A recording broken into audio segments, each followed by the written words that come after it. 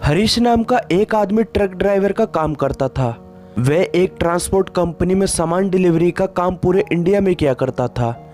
एक दिन वह सामान की डिलीवरी लेकर महाराष्ट्र में जा रहा था।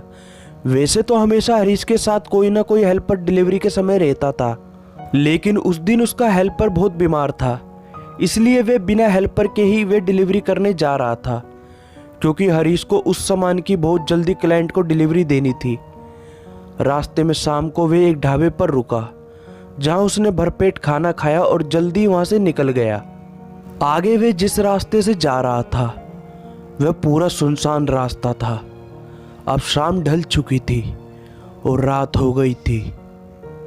कुछ दूर सड़क पर चलते हुए हरीश को रास्ते के किनारे पर एक ट्रक पलटा हुआ दिखाई दिया, जिससे उस ट्रक का सारा लोड सामान बाहर बिखरा पड़ा था।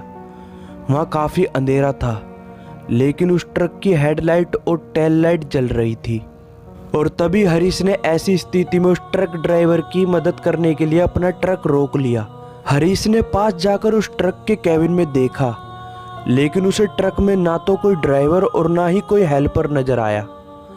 उस ट्रक के आगे का शीशा टूटा हुआ था और आगे वाला हिस्सा अंदर धंसा हुआ था, जो देखने पर ऐसा लग रहा था कि ट्रक किसी खंबे से टकराया हो, लेकिन वहां पर ऐसा कोई खंबा नहीं था। रास्ते के एक तरफ खाई और दूसरी तरफ घना जंगल था। उसने सोचा, इस ट्रक की ऐसी हालत है, इसकी सूचना मुझे अपने मालिक को देनी चाहिए, वही इसकी कुछ मदद करेंगे। और उसने तभी अपने मालिक को फोन करके बताया। मालिक ने हरीश से उस ट्रक का नंबर मांगा। मालिक ने हरीश से कहा कि वे इसकी सूचना पुलिस को देंगे। इसके बाद हरीश अपने ट्रक पर वापस जाने लगा। तभी उसके पैर के नीचे कुछ चीज आई। जब उसने ध्यान से देखा तो वे खून से सना एक मांस का टुकड़ा था। इसके बाद हरीश अपने ट्रक पर जाता है और टॉर्च लाइट निकाल कर लेकर आता है। उसने टॉर्च जैसे ही ड्राइवर की सीट के नीचे मारी तो वहां बहुत सारा खून बिखरा पड़ा था, जिससे हरीश काफी डर गया था। तभी उसके पास के जंगल की झाड़ियों से सरसराने की आवाज आई। हरीश ने झाड़ी पर टॉर्च मारी तो उसको दो लाल रंग की आंखें चमकती हुई नजर आई।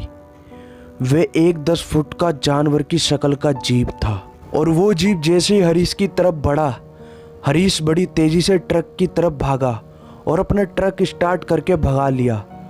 हरीश की अब भी सांस फूल रही थी।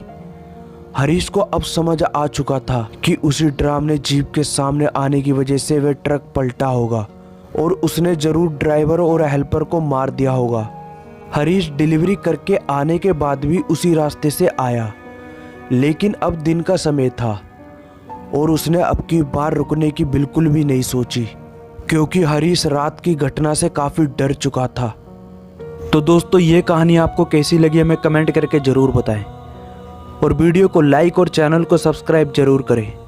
मिलते हैं अगली कहानी में।